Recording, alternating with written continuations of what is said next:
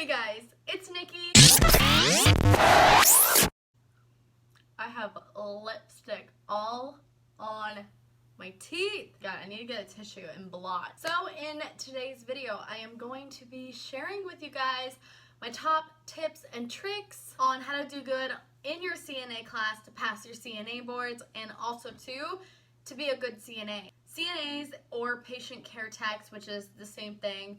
Sometimes in a hospital it's called a patient care tech instead of a CNA, which is the same thing, just different name. They are super vital and important to a patient's care team. They are also super vital and important to nurses and doctors and physicians and just anything like that. Most healthcare jobs also require for you to have your CNA, or at least worked as a CNA, or have at least hospital experience working with patients before you can enter in a program or start a new position. So it's just a very, very good position and good certification to have if you are looking in working in healthcare or anything like that. So without further ado, I'm gonna go ahead and just start from the very beginning and share with you guys my tips and tricks and my do's and don'ts on what I think will be good for you and vital for you to use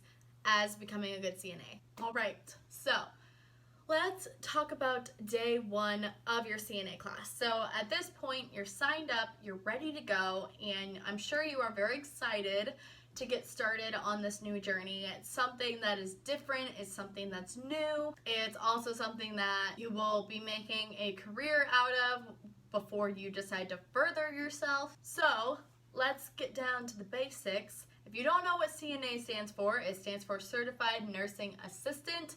So you are a nurse's assistant, basically. Please know the meaning of the title you are going to school for, and also to know the general background of what you're gonna do. I know that there's some people, there was at least one person in my class who showed up and didn't really know the background too much of what this certification is for. So do your research and know what you're getting yourself into. Have an idea what you're going to be doing. I had lots of friends who are CNAs, and I currently have lots of friends that are CNAs, so I already knew the gist of what was going to happen. Also to have a certain kind of field that you want to go into when you get your certification. So kind of have this all figured out before day one, because then that way when you go in and get your certifications, you have an idea of where you want to go. So that way you can start looking into employers and talking to like job coaches or talking to like job recruiters through that specific field you want to do and see what's going to be the best for you. So after you have all that figured out, let's talk about the first day of class. Now my program was I think a 4 or 5 week program. So my program lasted, I started on August 4th and I ended on August 30th. So my program was basically like a month long. I started on the 4th or 5th. Around that time frame, that's when I started, and then I ended on the 30th. That was my last day of class because boards and everything is completely different from class, but we'll get to that at the end. So your first day, my class, for example, was from 9 to 2, so 9 a.m. to 2 p.m. or 2:30, depending on if we took a lunch that day and depending on what we needed to get done. Usually, if you are doing checkoffs or anything on longer skills, you will go maybe a little bit later, just so that way everyone can get through and you can get finished with that skill for the day. First of all, don't be late. And I don't mean just for day one, I mean don't be late, like, period, throughout the entire time your course is. Because going to be a CNA, it's based on your hours. So I don't know if you will have a sign-in sheet. We had a sign-in sheet and you signed in. So if you got there at 9 o'clock or before 9 o'clock, you signed in your name by the date and then you just put 9 a.m. and then you signed out if you left at 2 or you left at 2:30, you put 2 or 2:30. That way they can record the hours, because for the state to pass this type of certification, to have your license, you have to have a specific amount of hours. Obviously, schooling and testing is just as important as that, but you have to have the hour requirements to pass the class. And that is something too that they should go over with you in your syllabus for the first day. My hour requirements for at least the state of Nebraska, I think it was 75 or 76. So that was about a 4 or 5 week program that we did. I will say, don't count on missing a day of class. I think if we were to miss a day of class, in order for us to still be on track, we could only miss up to like 3 or 4 hours total, which I don't recommend doing either, because that 3 or 4 hours that you do miss could be vital to you missing out on a certain skill or anything like that, or something very important. Usually pretty much everything you learn in that course is super important to know when becoming a CNA. So don't be late. You don't want to miss material. Pay attention and ask a lot of questions. I cannot stress this enough, especially on the first day when they're going over the syllabus, and especially when there's certain dates, because most programs require a clinical date. Clinical is basically your hands-on experience. You're actually working with patients. You're basically shadowing a CNA already, and then they kind of give their input too. You give your input on what you thought of them and kind of what you got to do if you felt like you had enough experience, and then they also kind of give their input on you if they think you're ready, if they think that you're confident enough, if they think you're able to handle this type of position. So if you have any confusion on clinical dates, test dates, anything like that, be sure to ask, because that first day is basically laying down the line of when everything is. That way you're prepared for it. Ask. Don't be afraid to ask questions and pay attention. Now, they repeat it over and over throughout the course when your clinicals are, but if you have to ask questions about it, ask questions and pay attention. Make sure you know what you're doing and when everything is, because you don't want to not be paying attention and then, for example, 2 weeks later you have something really important that you have to do for the class, or an important test or anything like that, and you know nothing to do with it because you didn't pay attention and you just didn't look at the syllabus. The syllabus is literally clean cut everything you're doing for the class, when test dates are, clinical dates, everything like that. So if you're not paying attention and you don't look at the syllabus and you're not listening to your RNs talking to you, then you're gonna have a really big problem on figuring out what you're gonna be doing for this job. Paying attention is key. Just pay attention, do your work, and you'll be good. So on your day one, you're probably going to be doing your basic skills. You will have like a lecture every single day, and that's gonna be like your notes. You're going over the PowerPoints, and then you'll probably go over the homework for those PowerPoints that's due the next day. But you're gonna check up on skills basically every single day. Now for skill checkoffs, it's basically you're gonna learn how to do these skills today, and then you're gonna maybe practice them 1 or 2 times on your own, maybe watch a video, and then you're going to basically come up one-on-one and show how to do those skills. This is to prepare you for your boards. Pay attention when they are demonstrating these skills.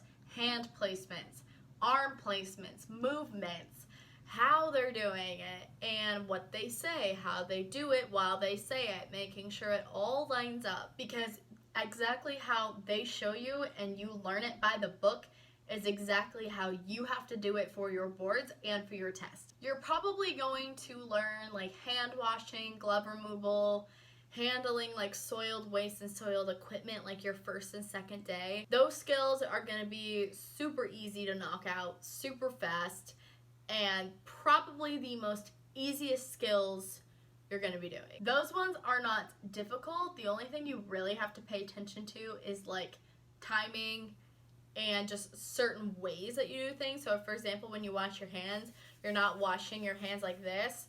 Your arms are going to be down in the sink like this, and you're going to lather, you're going to go underneath the fingernails, like your arms are down in a sink like this. And the glove removal, you learn a special way to like take off your gloves, so that way you're not like contaminating and anything. Contamination is a really, really big thing in the CNA world. Anything you can do to not contaminate is key, and that's what you learn in every single skill, is how to do things properly that is not going to contaminate the room, the patient, you, or anything like that. So once you get going along in the program is when you're going to start learning your longer skills, your more like intricate skills, and skills that are going to get a little bit more personal with the patient. So obviously you're going to be learning like bed baths, how to make an occupied bed, peri-care, you know, oral care with like toothbrushing and everything like that. You're going to learn nail care, you know, and just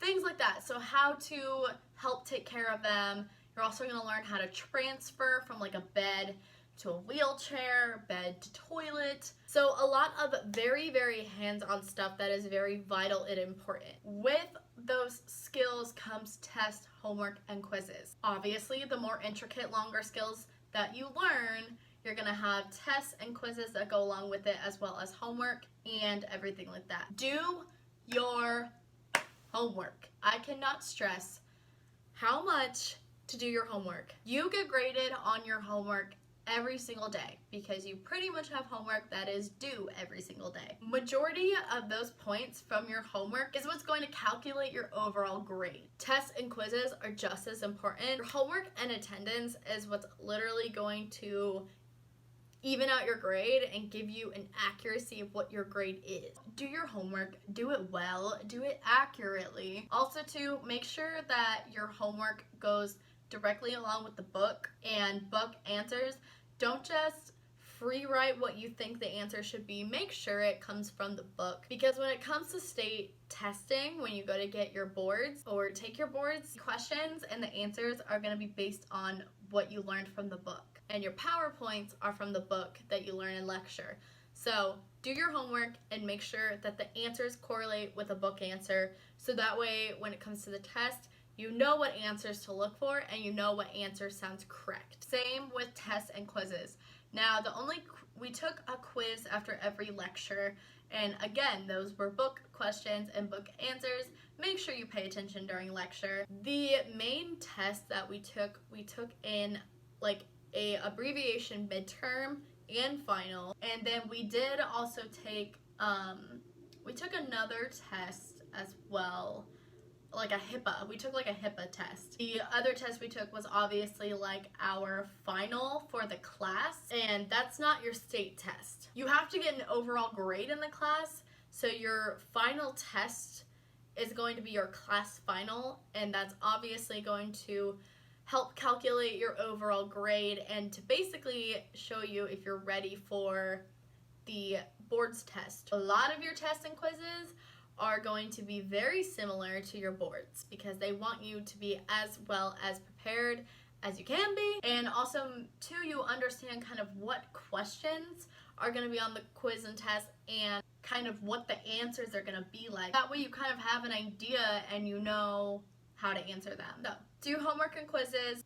Well, do your quizzes, obviously you will. Do your homework, do good on your tests and quizzes, and make sure that you study. Have a study buddy. If you need to have a study buddy, by all means have a study buddy. I didn't have one because I didn't really feel like I needed one, but some people do. There were a few people in my class that like to study together, and that's okay. You want to do good in this class. You want to do really good because your scores can also reflect how and what job you will get and kind of where you can go. So I want to talk about clinicals. Clinicals is obviously your hands-on, you're working with patients. When you show up to your clinical, obviously you are going to be nervous. I can't really sit there and say that you're not going to like not be nervous, because obviously this is your first time working with patients doing this care, because obviously when you learn these skills, you're learning it on a like dummy, which is a fake, like a mannequin, fake person. You're learning it on a mannequin, so you're doing all these on a mannequin. The mannequin weight is not the same as a person weight. When you show up to your clinical, make sure that you look presentable. Follow the dress code that you're supposed to wear, whether it's just more of a casual like jeans and a nice shirt, or if you're in scrubs. My clinical was at a rehabilitation center, so I did not have to wear scrubs. They had a very casual dress code, so we were just required to wear jeans and like a long sleeve top or a t-shirt. If you have tattoos showing, we had to make sure that they were completely covered. So like I have this tattoo right here. At the actual facility, they didn't mind if you had tattoos showing, but for the class, they want you to look very professional because it is kind of a job shadow. Like, this is their first impression of you, this is your first impression of them. They want to impress you as much as possible, and if you like the facility, then obviously you want to make a great first impression as well, because that can open up the door for job opportunities. So just make sure you follow your school policy. So I just wore like a long sleeve that I can roll up, just so that way it covers my tattoo. And I have another one, but that one is always covered because it's on the back of my shoulder, so I don't have to worry about that. And then just make sure, my school policy for clinical was to remove any facial piercing, so I just got a nose retainer so that way it was clear you couldn't see my nose ring, and also too, it kept my hole in. And also too, for your clinical, don't wear a full face of makeup. So don't wear what I'm wearing today. You can do like foundation and like maybe a little bit of highlighter and blush if you want to, but overall, just be very like kind of on the lower side of makeup, you know, very, very natural. You're gonna be working for long periods at a time. You don't want to be wearing a full glam face of makeup, especially with some of the things that you will be doing. Just, you don't want to. You want to be very natural, very casual, still look very presentable, but nothing like over the top. Make sure you're on time for your clinical. As you can see, your clinicals is not at your actual school. It's at a hospital or like a rehab center or a nursing home, and just places like that. It's not at your school. It's an actual center where these are actual patients, and you might meet some of their families. I met quite a few families. You have to be very friendly. You might be having an awful morning. You might not be a morning person, but you have to be very friendly to the patients, to the families, because first of all, they don't know you. The CNA that you work with will never be like, okay, here you go. Here's a list of patients.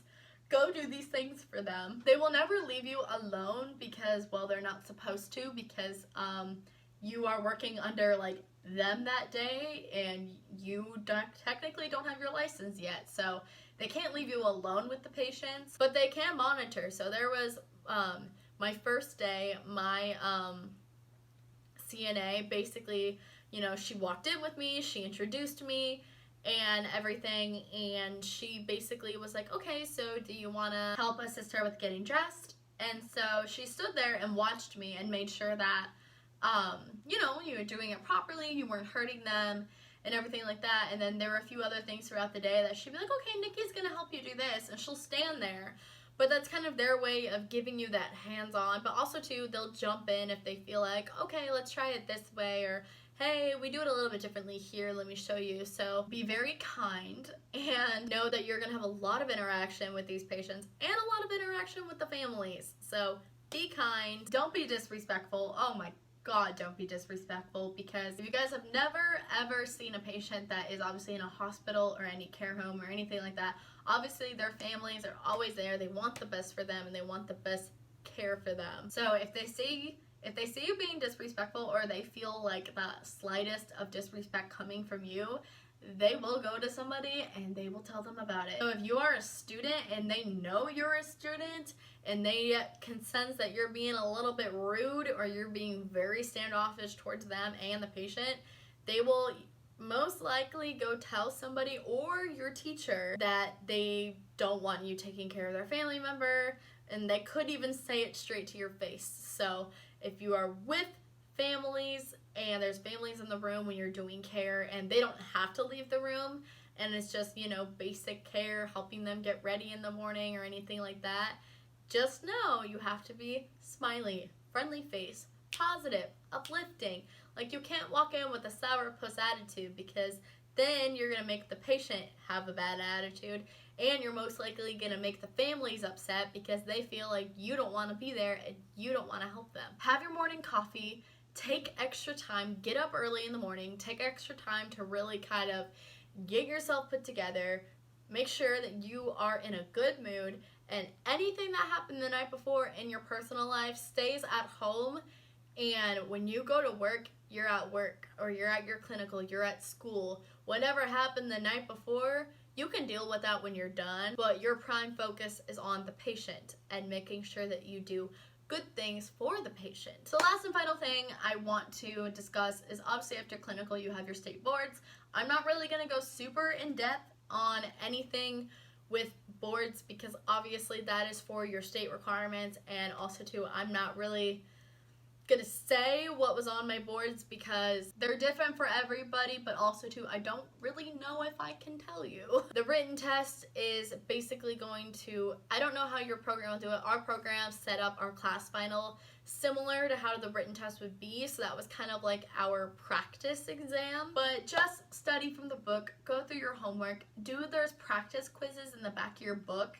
Do those because those will help prepare you for the state test. And if you know there's like a section or two that you're struggling on, definitely go over that and reread that section, do the practice quiz, and go over your quizzes and everything like that, just so that way you're not confused and you can do the best that you can on this test. Your hands-on test is basically going to be exactly what you did in class, where you're going to be working with the mannequin, except for our hands-on test, you showed up and you picked a random color folder, and that folder had like 5 or 6 skills. I think it was 6 skills in it, and you had like 5 minutes to look it over and look everything over and basically ask questions. So make sure that you did studying either a night before or a few nights before, or you study a few times before your hands-on board exam, because you can get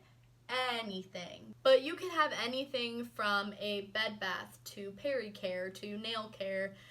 You can probably have a few transfers. You'll probably have like oral care, shaving, stuff like that. It can literally be anything. Again, I picked at random, so my color that I picked had my specific things in it. So when it comes to your state boards, one, you cannot be late at all. You have to be there at the time or early. My class, we were told to get there 30 minutes before your test started, because then that way if you're early and the other person is still testing, you go sit in a separate room that is completely away from the testers.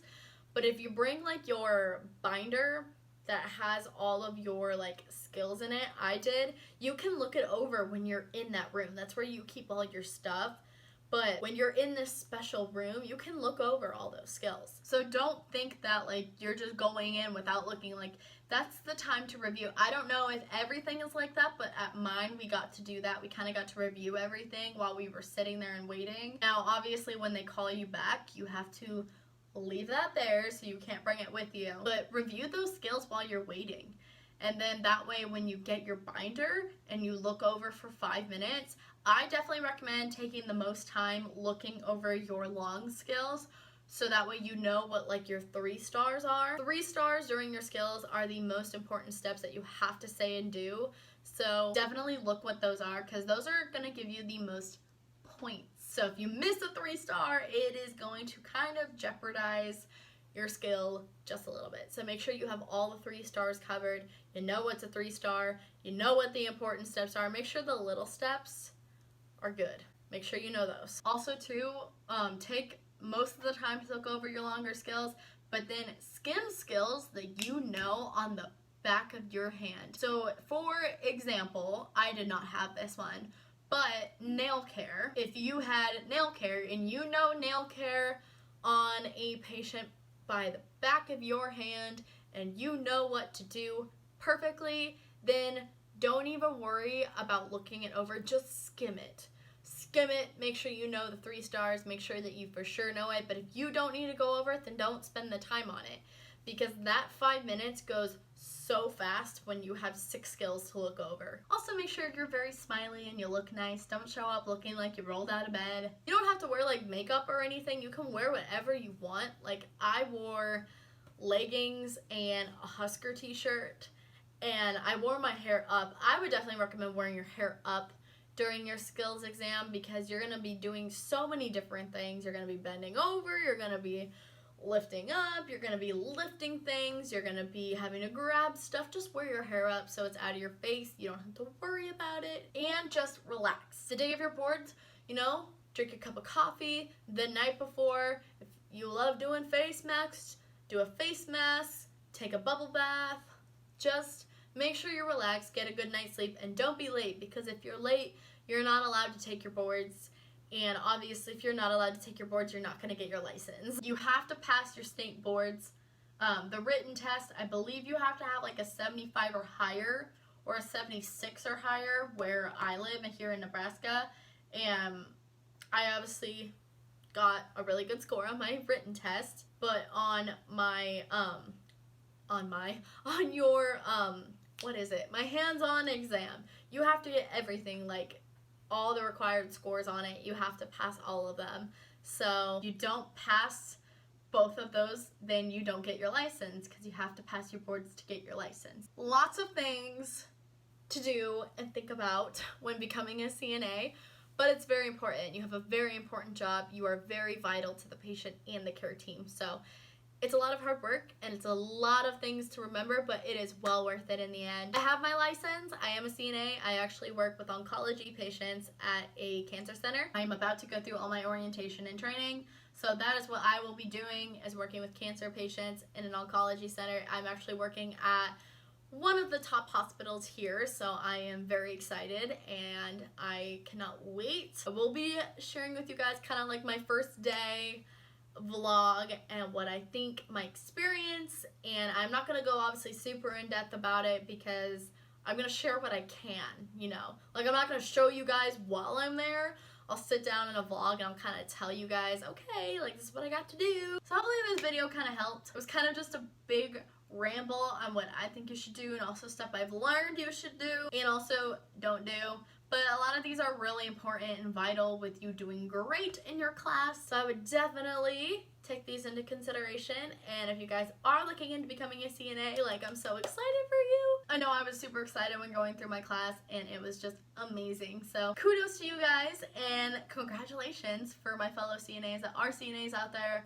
And for people who are just now passing their boards or they're about to take their boards, good luck. If you're starting your class, good luck. You guys will do fantastic. Hopefully you guys enjoyed today's video. Don't forget to give it a big thumbs up if you did. I'm going to be uploading more CNA videos, obviously, as I get started at my job. I literally start in like a week, so from when I'm filming this, so I don't know if you're gonna see this like before I started or after I started, so we'll see. But hopefully you guys enjoyed today's video, and I'll see you guys in my next one. If you guys have any questions for me at all, leave it down in the comments. If I get flooded with questions, then I will obviously film a separate Q&A. I might do that anyways, because I might get a lot of frequently asked questions and it would just be easier. So definitely head down to the comments if you have any questions or your own tips and tricks on how to pass a CNA class, because there are so many different tips and tricks out there, and there are so many different ways depending on where you live.